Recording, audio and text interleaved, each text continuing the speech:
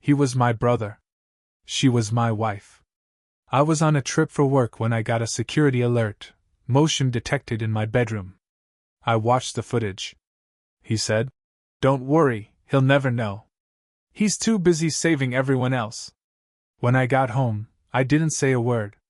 I just changed the locks, took the ring off her hand, and then. I didn't sleep for 2 days after I kicked Clara out. When you find out the two people closest to you have been lying to your face, something inside you just stops working.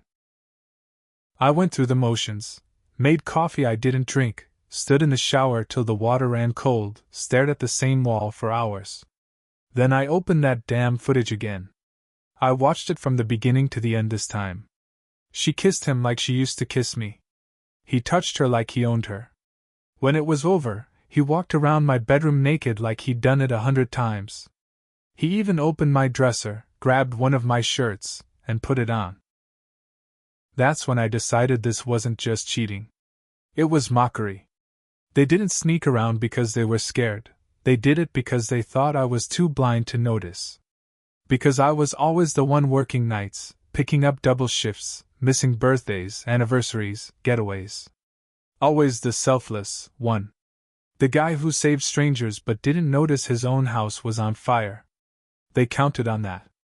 Clara was out of the house, but Eric still hadn't said a word. No apology. No excuse. Like he thought I wouldn't do anything. I waited 2 weeks. I needed to think. Not react. This had to be planned. I never told anyone else. Not even my best friend Jared, and we've been tight since high school. He would have done something stupid like key Eric's car or post about it online. I wasn't after petty revenge. I wanted real damage. I started slow. Eric ran a small real estate firm based in Nashville. Nothing big, but enough to make him feel important. He was always talking about deals, contracts, clients who loved his energy. I knew he played fast and loose with paperwork. He bragged about it to me years ago, how he cut corners and made fast flips by skipping inspections or greasing the right palms. I remembered one time he told me, drunk at a family barbecue, "The trick is knowing which walls to knock down, and which ones to keep up, literally and metaphorically." So I started collecting everything I could. Public records, renovation permits, property sales. I spent hours each night digging through records on my laptop. Turns out, when you know where to look and what to look for, it's not hard to find cracks. I found 3 houses he sold with forged inspection reports. One of them had serious water damage. Another had black mold. I made copies. Every document, every signature. Then I called the buyers. Pretended I was doing a survey for the county, asked how the house was, what the inspection process had been like. One of them, a woman named Janice, told me she'd been trying to get in touch with Eric for months. Her basement had collapsed during heavy rain. She was living in a hotel. I told her I could help. Gave her the name of a good lawyer in Knoxville. One who owed me a favor from when I saved his daughter after a car crash. Told her to use my name. Then I emailed copies of everything I had to the Tennessee Real Estate Commission. But I wasn't done. See, Eric also had a girlfriend. Not Clara, a real girlfriend. Her name was Simone. They'd been together for 2 years. Lived in a condo downtown. Clara didn't even know about her. Simone had met our parents. I never told her Clara existed. Why would I? I figured if he wanted to tell her, he would. Apparently he never did. So I did it for him. I messaged Simone from a new account. Told her we needed to talk. She ignored it at first. So I sent her screenshots. The footage. Still frames of Clara in my bedroom. Eric on top of her. My bed. My house. Then I waited. She called me the next morning. Voice shaking. Said she'd had no idea. Asked if it was real. I told her to come see for herself. She showed up that night, and I played the video in full. She sat on my couch, crying into her hands, then got quiet. "He said you were always jealous of him. That you were bitter." I laughed. Bitter? Yeah, I was bitter now. Simone wanted to go straight to him. Confront him. I told her not yet. She agreed to help me instead. Simone was sharper than I thought. She wasn't just hurt, she was angry. And once she got past the shock, she turned ice cold. Let's burn him down, she said. I didn't expect that from her. She looked like someone who'd cry for weeks and walk away. But nah, she was focused. Eric had been living with her part-time, telling her he was traveling for work whenever he stayed at my place. That meant she had access to his laptop, his tablet, his work bag. She offered to go through it all and send me anything shady. What she found was more than I expected. Multiple messages from women, some from months ago, some from last week. Clara wasn't the only one. There were messages with photos. Some weren't even hidden. He was stupid enough to use his real name, his business email. I guess he never thought anyone would check. Simone also found spreadsheets and invoices from his firm that didn't line up with what he told his clients. Overcharged fees, bogus repair costs, forged contractor signatures. Some houses listed repairs that never even happened. It was fraud. Flat out. While she did that, I kept gathering legal and financial dirt. Sent everything to Janice's lawyer, and by now, she wasn't the only one suing. 2 other families jumped on the case. And then I dropped the bomb. I invited Eric to lunch. I hadn't seen him since the day I came back from Memphis. We met at a small diner halfway between Nashville and Knoxville. He showed up in sunglasses, all smiles. Damn, man. Been trying to reach you. Everything okay? I didn't even blink. How's Clara? He froze. Took off his sunglasses. He tried to smile, but it was tight. What are you talking about? I slid my phone across the table. Press play. Let the footage speak. He watched himself, on video, walking into my bedroom, grabbing Clara, doing what he did. He didn't even deny it. He just sat back and said, Mark, I'm sorry. I didn't mean for it to stop. I leaned in close. You did it. I saw it. You didn't look sorry when you told her I'd never know. He tried to talk again. I stood up. You'll be hearing from lawyers soon. I'm not just your brother anymore. I'm your reckoning. Then I walked out. Later that night, Simone sent me a video. It was her confronting Eric in their condo. She'd waited until he came back from our lunch. He walked in thinking everything was normal. She stood there with his laptop open. Played the audio of one of the other women telling him she missed him. Then she showed him the photo of Clara. Eric tried to leave. Simone told him to sit his ass down. She wasn't yelling. Just calm and deadly. Said she already changed the locks, froze the joint accounts, and emailed his mother a full PDF of every woman he cheated with. That was the best part. Our mom, who used to baby Eric, cut him off. She called me crying 2 days later. I can't believe he did that to you, Mark. To us. I didn't say much. Just told her the truth. This was who he really was. Eric tried damage control. Called me. Called Clara. Called Simone. No one answered. Then he started posting online about how he was being set up and attacked by people who are supposed to love him.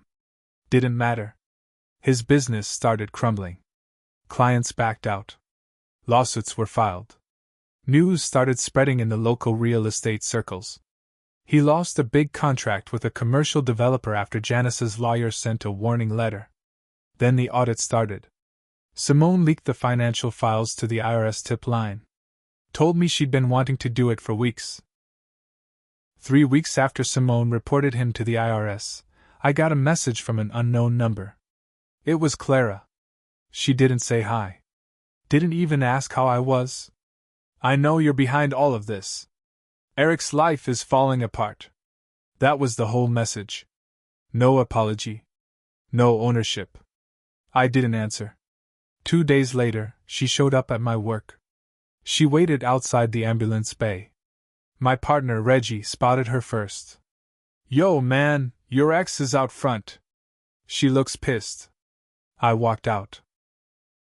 She stood there in a blazer and jeans like she was about to go into a job interview. Not even a trace of guilt on her face. "You think this is going to fix things?" she said, arms crossed. "You think tearing him down is going to make you feel better?" I laughed once. Cold and low.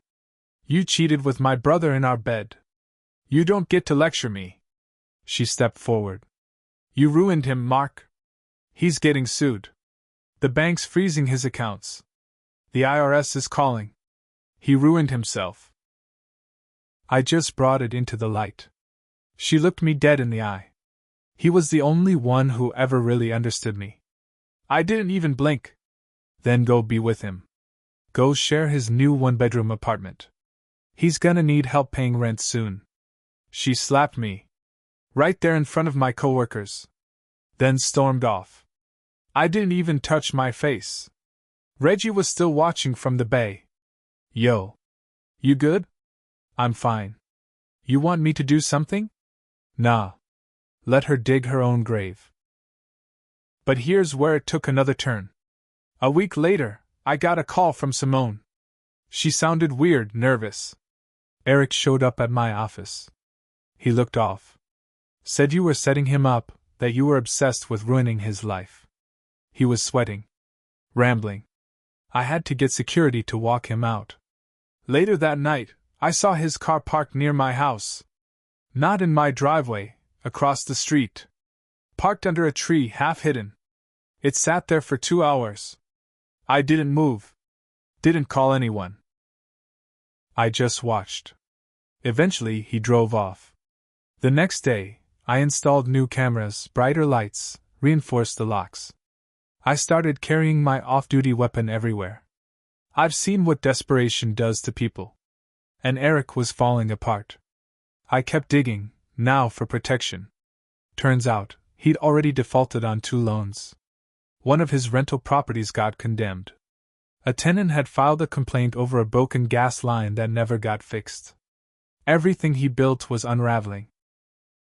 But then he went on the attack. He posted on Facebook that I was emotionally unstable, that I'd been jealous of his success for years, and that I was trying to ruin his reputation because I couldn't keep my marriage together. I ignored it. Let him dig deeper. But I wasn't the only one watching. One of his former employees, a guy named Jordan, messaged me privately. Told me he quit a few months back after Eric pressured him to fake renovation invoices. Said he kept copies in case he ever needed to protect himself. I told him I'd take them off his hands. Met him in a Waffle House parking lot just outside of Cookeville. He handed me a flash drive and said he never thought anyone would call his bluff. Inside were invoices, emails, voice memos, all confirming Eric was not just bending the law but breaking it. I sent it all to Janice's lawyer. And to the IRS. Again. And then I waited. Because I knew what was coming. 2 months after I sent the flash drive to the IRS and Janice's attorney, the hammer dropped. It started with a quiet knock on Eric's office door. 2 agents, badges out, walked in and told him to sit down. They didn't raise their voices. They didn't yell. They just laid out the facts. The forged signatures, the altered inspection reports, the fake invoices. All of it. Simone texted me an hour later. They just raided his office. Took everything. I didn't respond. I was at work. Cleaning blood off the inside of an ambulance. Funny how some stains just don't come out. Eric was charged with wire fraud, falsifying financial records, and endangering tenants with unsafe housing. The lawsuits piled on. His business shut down. His license was pulled. Even his car, the one he always showed off, got repossessed in front of his apartment. But it didn't end there. He called me one night. I was sitting in my garage, staring at the wall again. Same spot I sat in after watching the first video. I picked up, just to hear what he'd say. He sounded tired. Broken. Mark, it's over. You win. It wasn't a game. He went quiet. Then, you were always the better man. That's why she loved you first. I didn't reply. He kept talking. They're talking jail time. I lost everything. My money. My reputation. My friends. I waited. Please, just tell me why you did all this. Because you were my brother. Then I hung up. And that should have been it. Story over.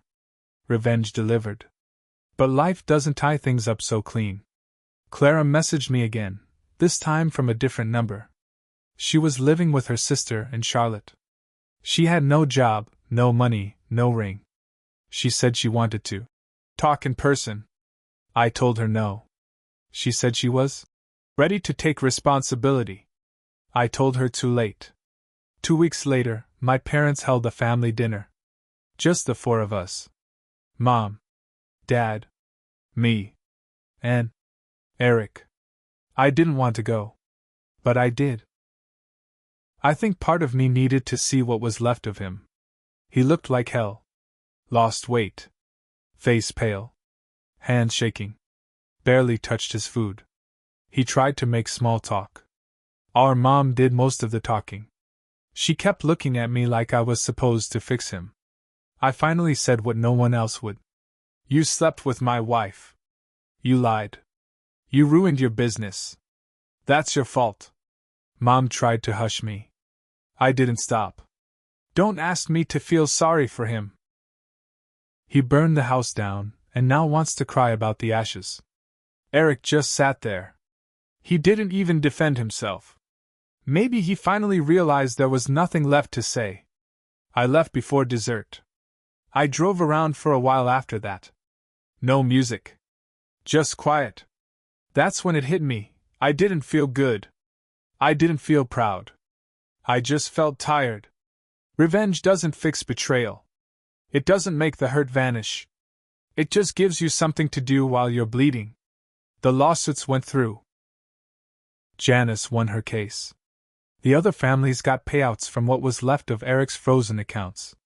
He avoided prison with a deal, but he got 5 years of probation and community service.